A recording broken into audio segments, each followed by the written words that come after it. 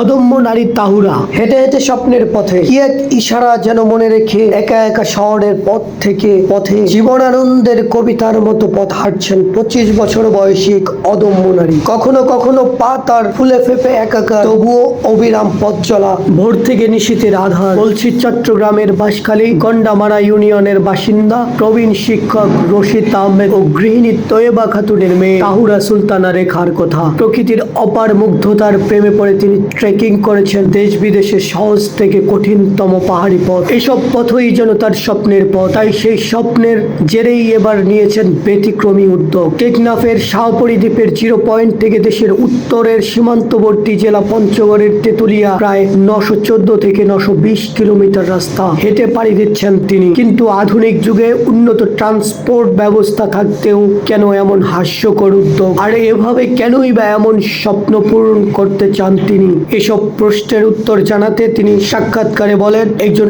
Adventure প্রেমী হিসেবে যদি বলি, সেক্ষেত্রে সবারই একটা স্বপ্ন থাকে নিজের দেশটাকে সে নিজে ঘুরে দেখবে। যদিও ঘুরে দেখার জন্য বিভিন্ন উপায় আছে, তবে আমার হেঁটে ঘুরে দেখার অন্যতম কারণ হচ্ছে আমি দেশের প্রত্যেকটা ইঞ্চিকে দেখতে চাই। পুরোটা দেখা তো সম্ভব না, যতটুকু পথ যাব, অর্থাৎ আমার যে রোড প্ল্যান আছে এই জায়গা থেকে আমি সেটা খুব ভালোভাবে দেখতে পারবো।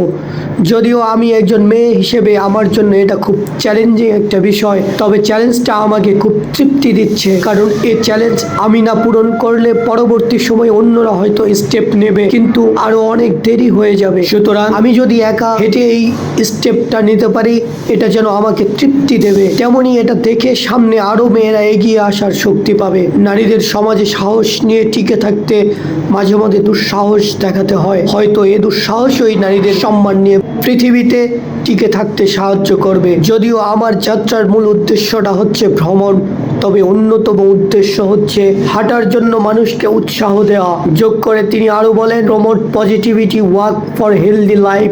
তার অন্যতম কারণ হচ্ছে মানুষ যখন হাঁটে সে শারীরিকভাবে সুস্থ থাকতে পারে। যখন সে পজিটিভলি চিন্তা করে বা পজিটিভলি যে কোনো বিষয় গ্রহণ করতে পারে, তখন সে মানসিকভাবে সুস্থ থাকতে পারে। আর একজন মানুষ যখন মানসিক এবং শারীরিকভাবে সুস্থ থাকে, তার আশেপাশের মানুষগুলোকে খুব সুন্দর একটা পরিবেশ দিতে পারে।